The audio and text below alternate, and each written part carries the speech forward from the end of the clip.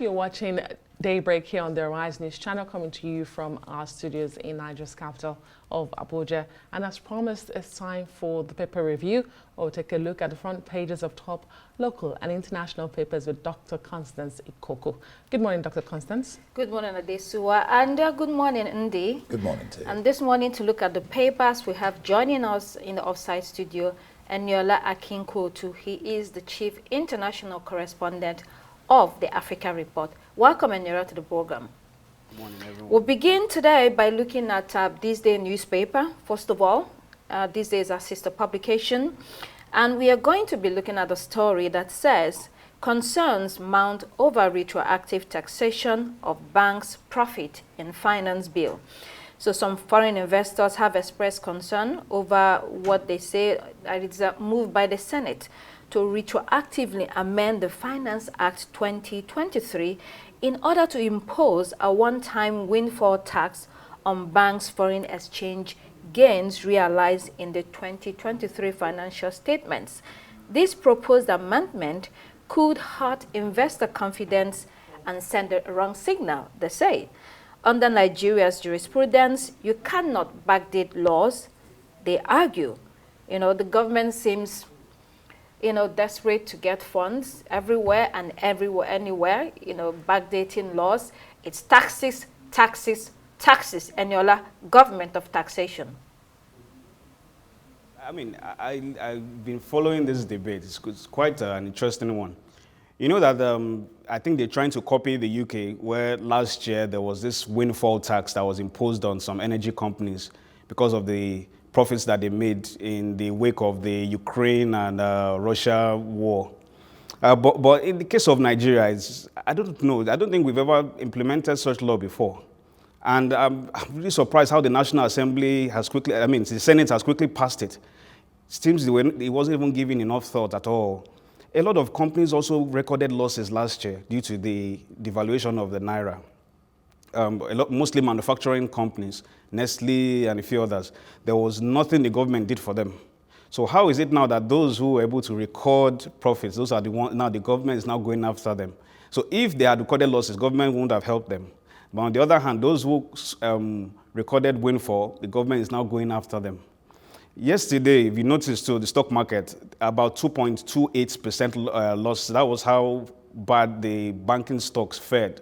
And you know that these banks too, a lot of them have started their public offering because they're trying to meet the 500 billion naira capitalization threshold of the CBN. So this particular law, I don't think it's a good one. It seems the government is too desperate for taxes, and they need to look inward. Don't tax the people because you need in an economic crisis. That's not how you get out of an economic crisis. Yes, the statement that you cannot tax your way out of an economic crisis, concerns have been raised. I think that's why this has made the front page, that you do not take over laws retroactively, and I think more people will be discussing this and talking about it. There are certain things that are happening and people don't know on the ground. All of a sudden, it lands on the front page of the newspapers. Yes. It can be controversial and complex when this particular topic, and I hope that the government has given enough thought to how this can affect the credibility of the tax policy framework in the country. Because on the one hand, the government is trying to say, and this administration in particular, President Bola Tinubu, setting up the tax reform committee led by Mr. Oyedele, saying that we don't tax the poor, so we're not looking to put in more taxes. Instead, we want to reduce the taxes, but ensure that those who should be taxed, are brought into the net. So on the one hand, that's what the government is trying to do. But then when you have policies like this, you have to think about the complexity, the credibility, and what it does to your policy framework as a country, and the uncertainty it might also bring. Because when you look at the reports in This Day, they spoke to some foreign investors who didn't understand what exactly this was all about. And the confidence, not only foreign investors, Nigerians in general, businesses, talk about how it is difficult to survive in this environment today. And do you have anything to add? Well, that's basically it. Yes, you want to tax the big earners, so money can come in instead of the poor. But in that story too, this is the Senate trying to do a retroactive taxing. Yes. But in that story too, you have, the question of lawmakers slashing yes, their... we were coming to we'll that. Get Yes. to that. Yeah, because, we were coming to that. okay. That's the second part of the story. Let's go back to that This Day newspaper. Can we pull that up? So, lawmakers slash salaries by 50%. Over nationwide hunger. And then Atiku says the demon is in your allowance, not salaries, although he commends the decision. I mean, 109 members of Senate, are slashing their salaries, and people are saying, well, 50% is not nearly enough, and it's only for 6 months, mind you. And some have said, they're not impressed. It should be 100% slashing of salaries, or you take your salaries. It's House of Reps, not House of Reps, right? Yeah. So it's either you take your salaries and then reduce drastically the amount of allowances that you collect on day. Yeah, because Atiku said the demon is in your allowance, not salaries. He comments the decision. All right. I mean, like I will always say, the journey of 1,000 miles begins with a step. Small drops of water fill the bucket. You start somewhere. We've talked about it on the program, that with all these things happening, we've not had either the NAS or the executive saying that President said, I'm not taking any salary, or like the Kenya president did, we're not going to cut expenses of the executive. Nigerians want to hear that. So it's a step in the right direction. Maybe they have to do more, but it's a step in the right direction. Let me read this, because this is a story that agitates a lot of Nigerians. The amount of money that we spend on our National Assembly, and people feel like they don't get much back from that arm of government. So 109 members of Senate will get 8.67 billion naira in salaries and allowances this year. And 360 House Rep members will get 24.43 billion naira in allowances and salaries in 2024 as well. There are at least 20 different allowances that are given to members, both the Senate and the House of Reps. There's so much to read, but I just, share with us just a little. Atiku said that's where the demon is. Yeah, so the disclosed ones that we have, in this story is by Punch. This includes constituency allowance for the Senate president, for instance, 250% of the basic annual salary. You have duty tour allowance, 50,000 naira per night. Esther code, $1,300 per night. You have recess allowance, 10% of the basic annual salary. Severance gratuity, 300% of the annual basic salary. And it goes on and on. This is for Senate President, you have for Deputy Senate President, and then you have for all members of the National Assembly. These are staggering amounts, and that's why people are furious. Aniola? Oh, yes. I mean, I think it was Honorable Simon Karu who said in 2020 that the salary of the average House of Rep member is 800,000, while they receive about 8.5 million naira monthly for the running of their offices. Now, of course, if you are a principal officer in the National Assembly, you know that what you earn is also different. Most of the money that these guys make is not even their salary. You know that they make a lot of money from their constituency, allowances, and all that. They also make money from at the committee level as well. So this one they're doing, this 800,000, it's really nothing. Where is the money even go to? Because the National Assembly's fund it's taken through a first line charge. So if they say they're not collecting salary, where's the money going to exactly? So I don't really understand the essence of this particular thing. This is not the first time they're going to say they're doing this. I don't really see the effect. What people want to see is that you cut down your lifestyle. Stop this ostentatious lifestyle. Stop all this diversion of public funds. What is 800,000 exactly? I don't even see it as being commendable at all. They're just jittery because they've seen that a lot of Nigerian youths are mobilizing for protests. And this is part of what they're doing. So it's not really, nobody's really impressed. If you go online, you see that nobody's really impressed by what they're saying. And of course, Atiku Abubakar is right in this regard. The demon really is in the allowances they collect, not the salary. Well, let's see. It's easy to talk from the opposition side. If the PDP, his party, gets into power, whether they will be able to make any impact on this, or sort of and convince these people to reduce all these expenditures. It's a good gesture. It might not move the needle at all, but it's a good gesture by the House of Representatives members in a time where Nigerians are facing such hardship.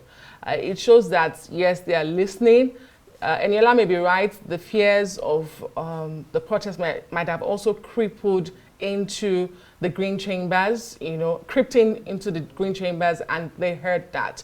But we must commend that they are listening, and at least they are doing something. Whether it moves the needle is another kettle of fish.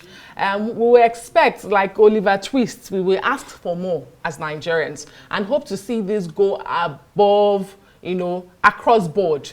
Imagine if the executive, the legislature, government officials also come and say, for this year, the governors, state across assemblies, board, say, we are also Nigerians, we feel your pain, we go to the same markets. Hopefully we go to the same markets. I imagine that we go to the same markets and, we are facing the same economic hardship. And so, as our own token, we will do this. And I think it sort of builds the relationship between government and the people, the government, and the government. It's a step we can take. We can start to build from there. And that's why I would commend it as a good gesture. A new narrative. Right, right. Okay, let's go to New Telegraph. A New Telegraph, Tinubu Labour agree on 70,000 minimum wage. This was laced with a promise to review wages every 3 years. The president promised to assist the private sector and some nationals to pay this new wage. He also made promises that the unpaid 4-month salaries of university unions will be cleared. That's part of the promises he made, and hopefully that comes through. Well, let's start with these unpaid salaries, with university unions. Yes, that's a major indictment. Little wonder that we, experience lots of skilled staff at the university level and in our tertiary institutions. This is damaging to the psyche and morale of staff at the higher institutions. It also makes academia less attractive to people who are brilliant and want to contribute to the nation, Eniola. Yeah, you're very right on this. And I think they staged a protest here in Abuja yesterday where they said they were harassed by the police. So the NLC has threatened that, look, if their demands are not met in a few weeks, they're going to embark on strike again. I think it's SANU and NASU. And most of the time, most governments, it didn't start with this government anyway, they seem to look down on them because they are not part of ASU. But they are also as vital as the academic staff, because you look at university. In fact, in a way, if you look at it very well, the number of staff that NASU and SANU have, most likely is even more than the lecturers, because they are the lifeblood of the administration of the school. So it's an indictment, as you said earlier on. The government is not supposed to owe salaries at all. So how is it that you owe 4 months in this economy? So they should pay it and stop looking for trouble. That's what I think. Trouble indeed, strikes everywhere. And 70,000 naira at the end of the day, after all this trouble, was it really worth it indeed? That's the point. Number one, SANU, NASU, why are you owing people money, salaries, the government? Why does labor have to come and start intervening, and it becomes a big deal, and then Tinubu the president is stepping in, It's supposed to be given. Pay these people their money to stop protest. On the question of 70,000, I have read some things, on the papers. People are reacting. The challenge that Labour now has is believability from Nigerians, some people were saying they were jubilating, that 70,000 from 250, only 8 added. Over 500. It started with over 500 here. Oh, okay. Oh, okay. 650, yeah. They came down to 250, and now Yes. you accept 70. The caveat for them is that no more 5 years, but 3 years. 3 years is still a very long time, because what I bought, I don't think it was up to a month I bought granules, the bottle. And I want to buy again when I finish that one. The woman said, one woman, not the person I used to buy, said 250. I turned back and walked away in anger. I thought she was trying to, play on my intelligence. Then another day I said, okay, let me go and try from the woman I really buy from. So I said, okay, give me a groundnut. She gave it to me and I brought 2,000. I said, sir, it's 2,500. 2,500, yes.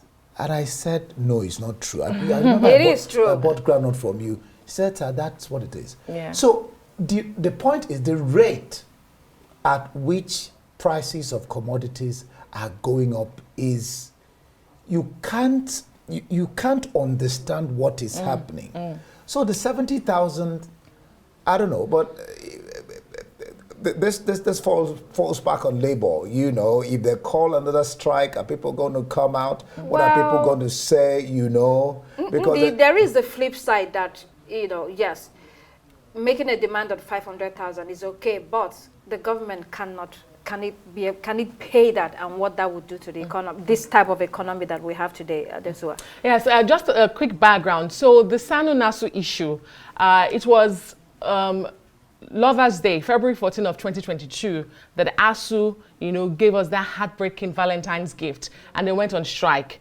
And the Buhari government at that time of 2022, instead of responding to this after back and forth, decided to institute the no work, no pay policy. And so that affected the payments for the 8 months thereabouts that they were on strike.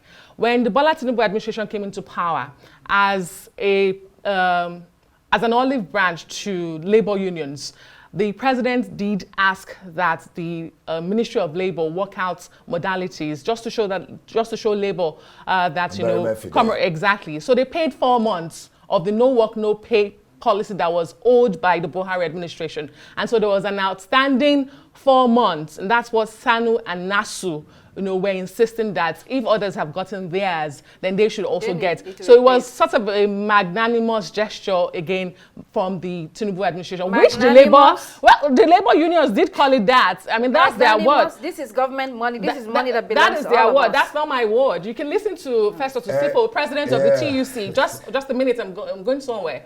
Who said yesterday that in the president's magnanimity as the father of the nation has now decided to pay the 4 months outstanding. Their words, not my words. So just the background to why Sanu and Nasu were being owed. On the issue of the 70,000 naira, I think both of you have made valid points to say that, you know, they came from such a huge amount of 615,000 naira when government started with 48,000 naira to now agree on 70,000 naira. They feel that the mood of the nation and the economic situation will not permit anything above 70,000 naira. And a couple of people had said when Edo State, again Edo State, Dr. Constance. Yes, your state, your beloved state. A common story in Edo when Edo State, you know, we announced it was going to pay 70,000 naira. It was foresight, given the calculations and the realities on ground. A lot of people felt that perhaps that was what the government was going to fall back to. And hey, we have it like a crystal ball that was checked. It was 70,000 naira. But the real challenge for me, now, so this is going to be a new law, but we have seen that in the past, these laws have not been followed. We still have states who are struggling with the 18,000 naira minimum wage of God knows how many ages ago, and not let alone the 30,000 naira of 2019. So now we have a 70,000 naira. What is going to happen to those states who are still struggling to pay 18,000 naira, who can't even pay workers salaries for months and have to rely on the federal government? So that's the real challenge for me, and I think that's the hurdle that the government, that's the federal government in particular, who will be able to pay this, and a few other states, and then labor would have to cross. Let's not forget the organized private sector. They've also raised concerns they cannot do above 60,000 naira. That's saying reduce taxes if we must pay it, you know. And the cry actually, you know, some Nigerians that spoke up, their angst against labor was the Mosa that labor was doing. You know, they were hailing the president. Yeah, celebrating. I think we have the video. And the other ones to come in. So that's their angst. What are you Mosaing for? You know, on that, because they said, look, it's 34 pounds. I didn't get the dollar equivalent. This I think about $44 thereabouts. You know. And Niola has something to say. Yeah. There was something that the NLC president said yesterday, where he said that, the president said if they insist on the 250,000 naira, that means that he too will have to increase the price of petrol. Obviously, that's an admission too that the government is still paying subsidy on petrol, and it means that the sector hasn't been fully deregulated. And also, I agree with Indy too earlier when he said that, look, the labor is going to have a believability crisis on its hand. You know, last week I was saying here too that the money they were demanding for was unrealistic. You started from 1 million, and then you went down to 650. From 650, you went down to 250. From 250, 70,000. So this is all they were fighting for, and they threw the nation into darkness for 2 days. Remember, they went on strike last month, where seaports, airports were shut down. They turned off the national grid and all that. We thought, oh, these people were going to demand something big. You know, a lot of the workers were so optimistic that, oh, labor is going to be ready to fight it all the way. And all of a sudden, they settled for 70,000. And I think they're getting about 24 CNG buses, which will be distributed to all labor union branches.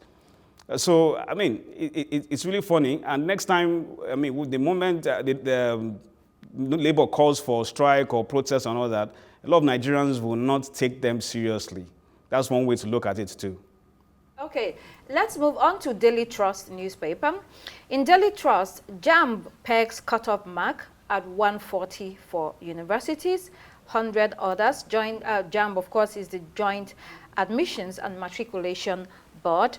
I mean, what to say? The cutoff marks keep going lower and lower. In my time, it was 200.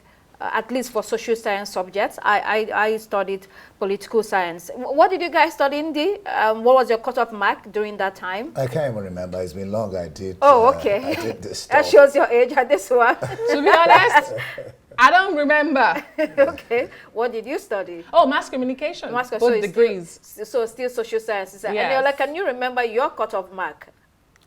I don't really remember. I didn't even do JAMB. I didn't do UME anyway. I came in through direct entry. Wow, wow. So what did you study? I read philosophy. Philosophy. Okay, so we're all social sciences. I read business management. Okay, business, social sciences. It's all social sciences. Well, the point then is, you know, the quality of education. You know, I think if we have moved, like I said, 200 during my time to 140 now. But even that 140, you have cases of people cheating in order to, you know, score that particular amount. You know, I mean, it shows the state of education in our country, and it's not encouraging, Eniola. Quickly before we go on break. Oh, certainly.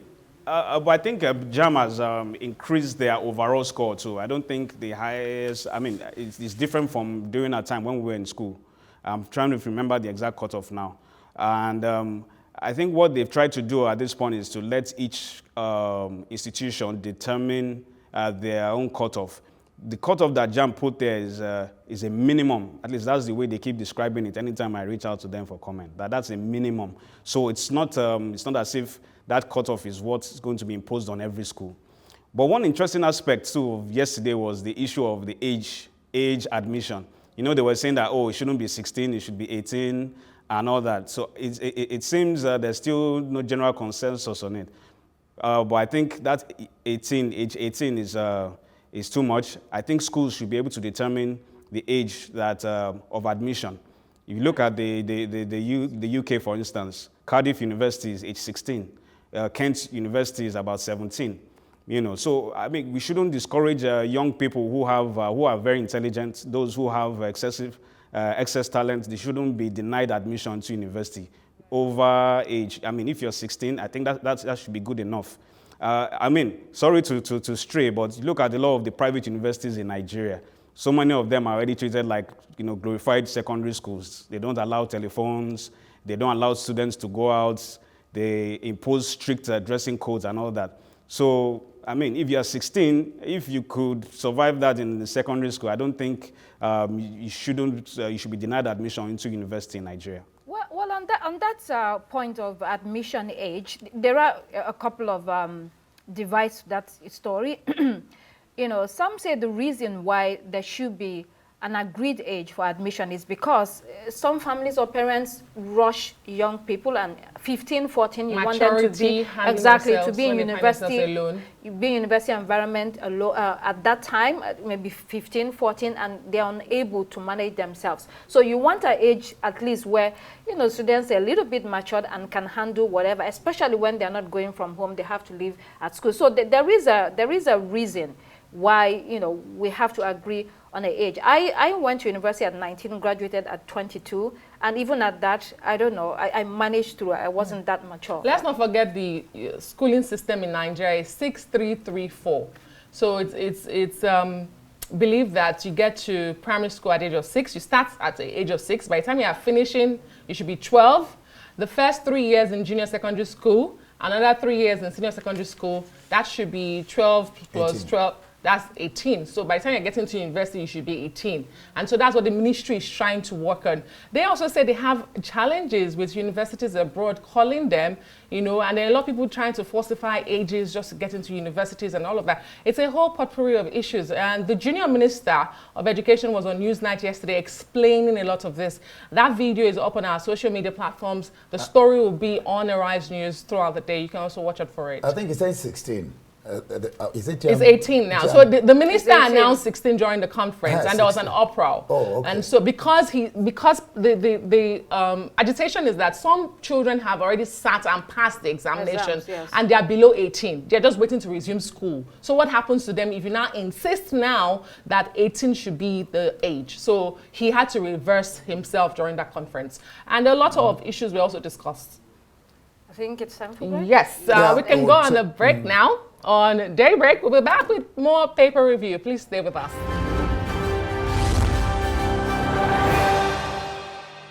All right, it's 7:32 a.m. This is still Daybreak, and we're discussing the papers, local and international. We've not gone to international yet, Constance. Yes. We continue. Let's look at the Guardian newspaper this morning.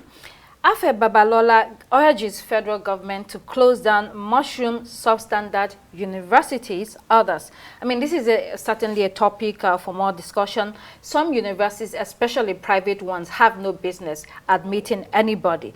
The education, both at the primary, secondary, and tertiary institutions have become an all-comers affair. Initially, the aim was to open up higher institutions to more people because they were trying to plug the gap. The federal government universities were not enough, so private licenses were given to private individuals. But now, what was supposed to be a solution has become a problem, Eniola.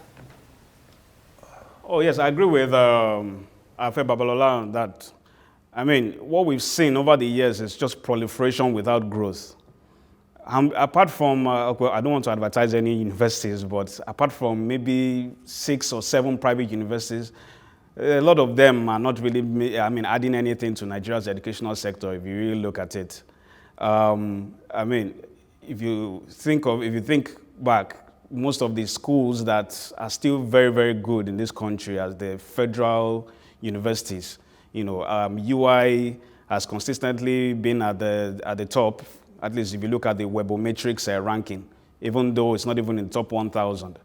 Yeah, so what you have is it's still part of weak regulations too, if you think about it. The government too has been failing to ensure standards at private universities. I think there's this, there was a report by Daily Nigerians on time last year too, that some of these schools are just more or less like the ones in Benin Republic, where you can just get certificates without even, going through the rigors of class and all that. So I think the government really needs to sit up in the area of regulation, and I completely agree with Afe Babalola on this one. Eniola, please do not put us in trouble with Benin Republic. They have good schools too, okay? The same way we have good and bad ones. But on a serious note, it's not only universities, primary, secondary, private schools. It's become a real issue. Even the crutches. Even the crutches. You have all sorts. But why I feel Babalola is raising this issue is that the NUC, Nigerian Universities Commission, have even declared, according to him, some of these schools illegal. And yet, after declaring them illegal, their names published, no action has been taken. So why did you declare them illegal? Why did you publish their names? And so why are they still there? And then creating even more schools or going further? So that's his grasp. It doesn't seem to make sense. If you've declared something illegal, it's illegal, deal with it immediately. And then move on. And then, of course, the question will be asked, Just like sometimes you get people build houses, somebody gives them the go-ahead to build houses. We see it in local government. And then government comes knocking it down. Somebody gave them the permit. And licenses.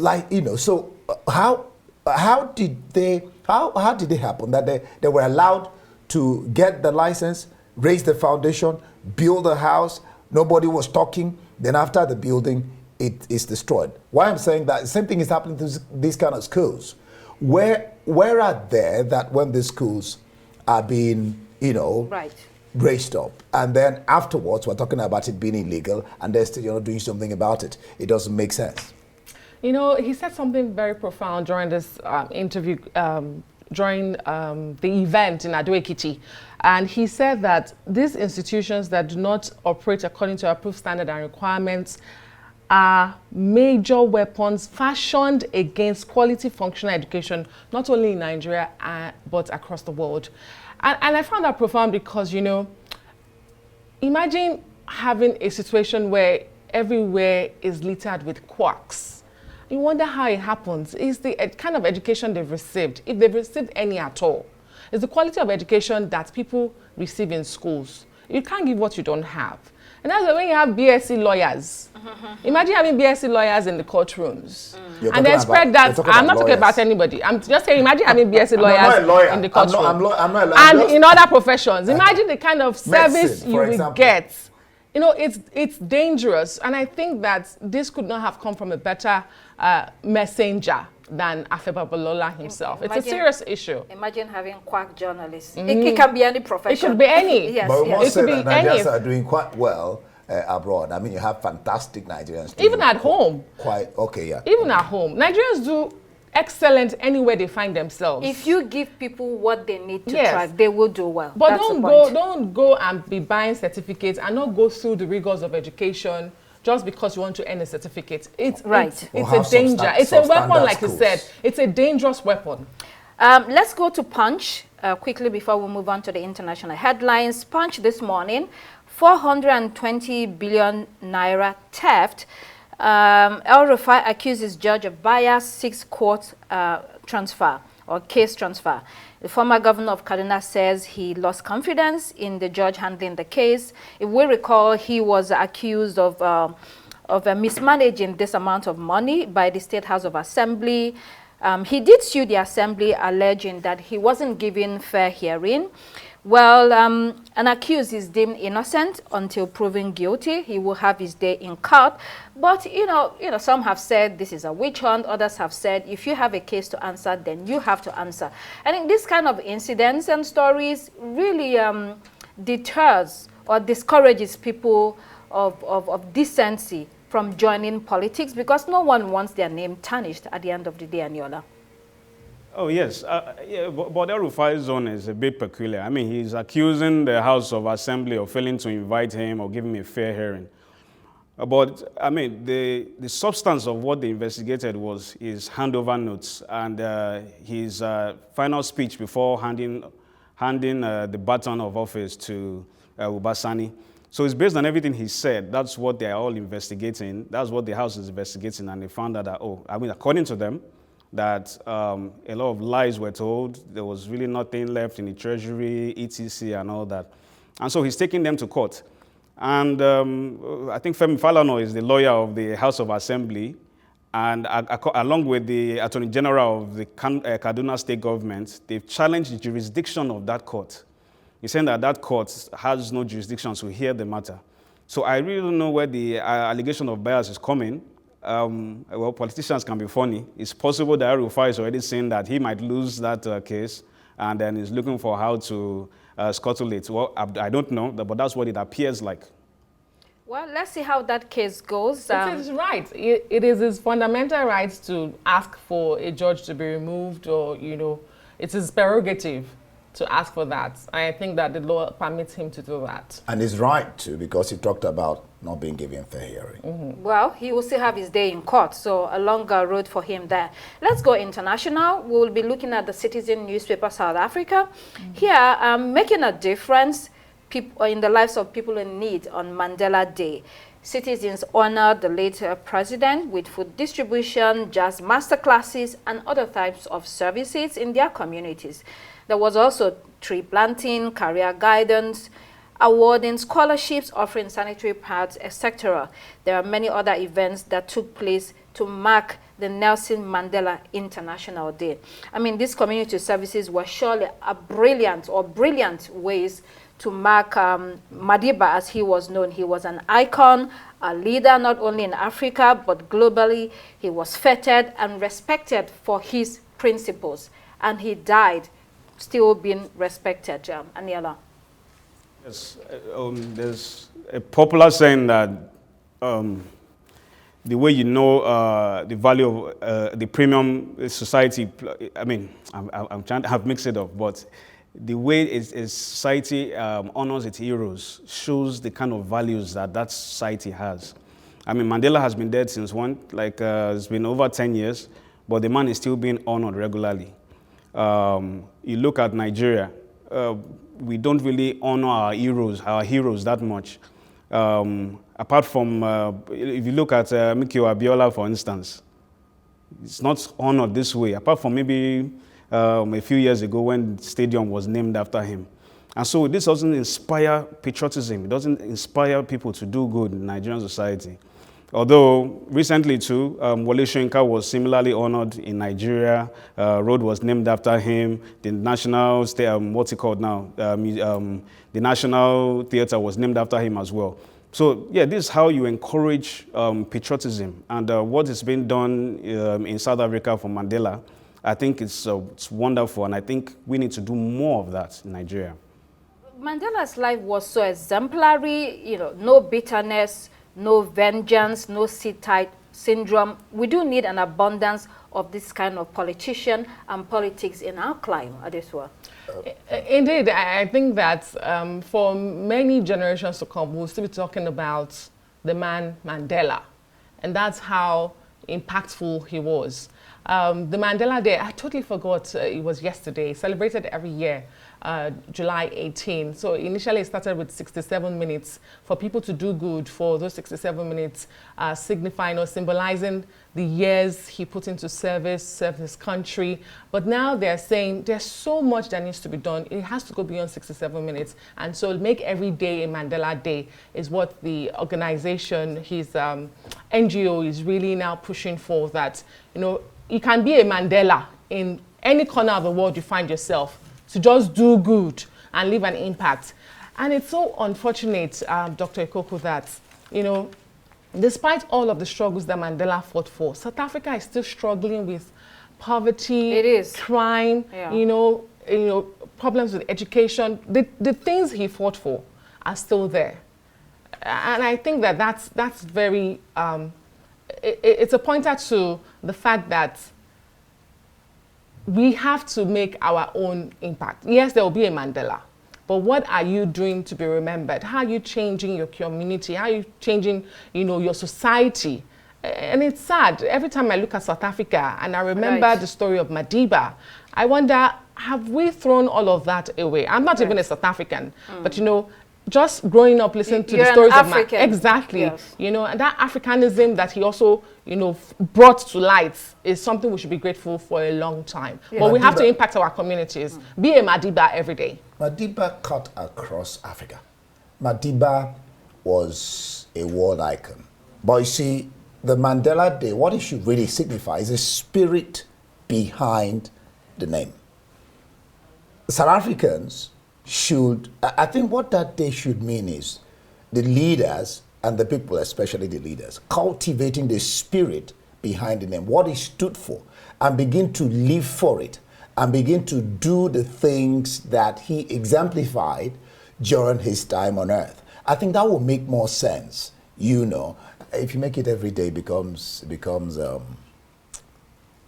will make no meaning again. No, it will, because every day you remember that you have to do good. Because when you step out, you change people's lives, you impact your community, and that can be in as little a way as remembering that emptying your trash can impact the environment. In essence, everybody beating the traffic lights can impact the environment. So every day when you remember that you have to make a difference, then perhaps the world will be a better place. That's what I mean. Be a Madiba every day. That's that should be it. Okay. The spirit behind the name. Leave that what the values that he represented. Well, what Madiba went through, very little people have the capability to endure what he endured, but it's an example.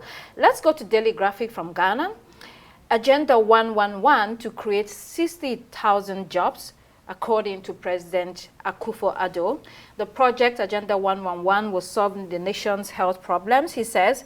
Apparently, this will involve building some hospitals, there will be construction, there will be 120 workers, and on each construction site, 559 persons will be employed.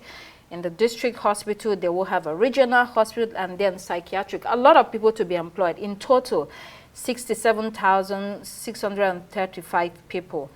This is a serious agenda for the president of Ghana, and I think this brings into focus health. You know, the importance of health. They say a healthy nation is a wealthy nation. You want to focus on that. Eniola, briefly. I really don't know why this is coming late in the day. I mean, this guy's tenure ends in November, so is it that he's just launching it now? I want to really understand the rationale behind it. Is it that he's setting agenda for the next administration that is coming in?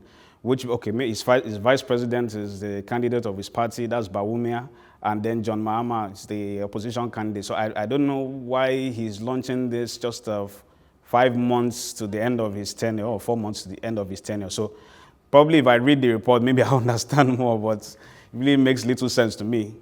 Well, government is a continuum, and there's another sub-story in that Daily Graphic. It says also 5 regional airports not commercially viable. That sounds exactly like Nigeria.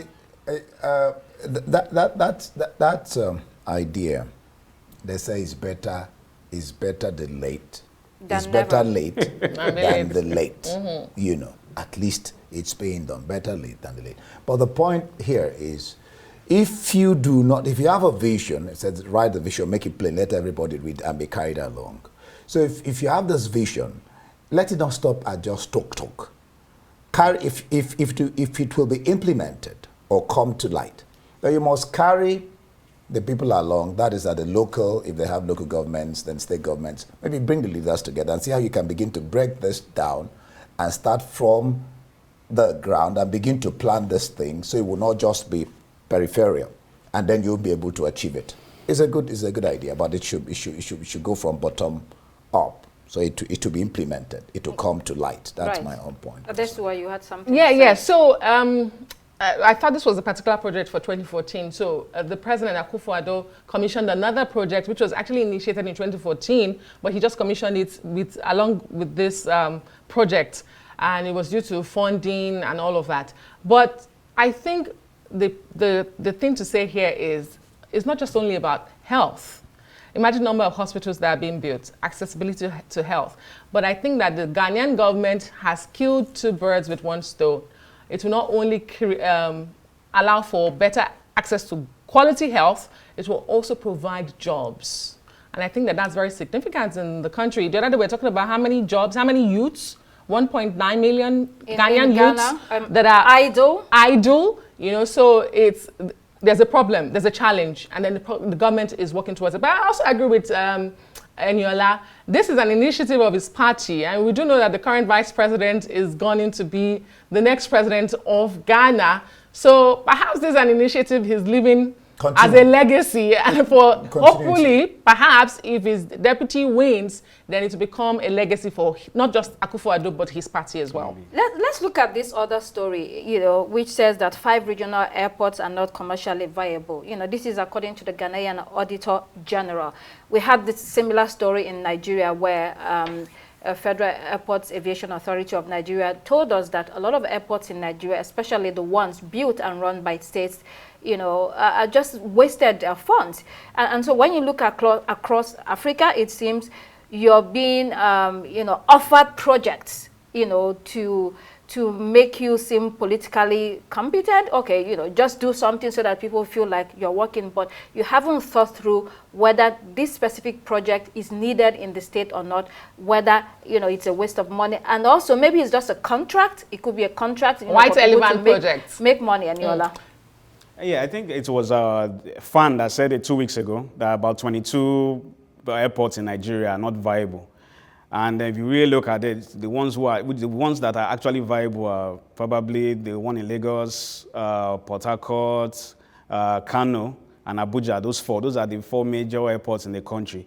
You have airports in Nigeria that they're only active during Hajj when they want to lift pilgrims to Mecca and bring them back. So I think Africa has similar problems. Ghana is not all that different from Nigeria if you look at it very closely too. Why do you have 5 regional airports that are not working? And that's a country that's facing economic hardship at the moment. They've been unable to even offset their foreign loans. They've had to renegotiate their loans, I think twice or so. IMF has been imposing a lot of conditions on them. So why will you have your people are still very poor? Why are you building airports that are not viable?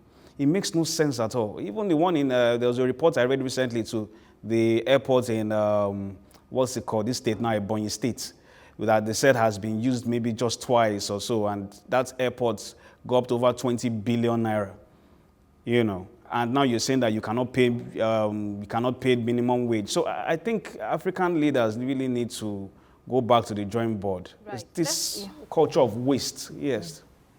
Let's quickly go to Financial Times. Obama and Pelosi add to doubts over Biden's chances in White House race. So reports say Obama has now waded into this discussion that has been going on for some weeks now. The media in America will not leave this alone. And for the first time, we're hearing reports say that Biden is actually considering, really seriously considering quitting the race, Andy. Well, the news is that he has said, if my health... No, that was yesterday. Now this is a new development. Obama has weighed in. You know, Obama was... he was vice. Where he said anything otherwise. Right. So this is the latest update. That's Obama said, but I haven't read where Biden said anything otherwise. So Obama said this is a Financial Times story. There are a couple of stories. This one is saying that... Obama said he should consider his candidacy. Pelosi is saying that it said that Pelosi told the Democrats in the House of Reps, that he might be persuaded over the weekend. So actually, we just watch. It's playing out. We watch and see what gives. Right. But himself has said, if I find out I can't go on through sickness, then maybe. But that's what Pelosi said. So because when Pelosi said the polls are showing, himself retorted and said the polls I have seen are saying that I'm good to go. So we'll see what plays out. Pelosi also had a chat with him privately. Yes. You know, what I find interesting is that, you know, we are seeing all those big names. I mean, the former president, now former speaker, say all of these things, but they are refusing to say it directly to journalists. There's a lot of back channels, sources say, and all of that. But regardless, it adds to the growing call of President Biden to step aside. And this is also coming against the backdrop of 20 lawmakers telling him to back down and he cannot go ahead and do this. I think that there are also growing calls and growing insinuations saying that this COVID-19 infection, unfortunately, may just lead to Joe Biden stepping aside this week. There are some reports saying before the end of this weekend, we might see Joe Biden stepping aside and handing the race over to Kamala Harris, the vice president. For me, it's not just a COVID-19 isolation. It looks like a political isolation. I mean, in the thick of the campaign, with all of this happening, then we don't see a Joe Biden because of COVID-19. It's unfortunate. I think perhaps he might have stepped down, you know, earlier in the day when this call started. Now it just looks messy, and trust Donald Trump to milk this. Trust the Republican parties to milk this, because whatever way it plays out, it just looks very bad for Joe Biden and the Democrats. Interesting days ahead. I think that's all we have on the newspaper review today for you. All right. Thank you so much, Constance and Eniola Kinkotu. That will be it on Daybreak and the paper review. I am Ndi Amugo, thanking you for watching. Next on our deal is the morning show. And I am Adesua Omoran. Good morning.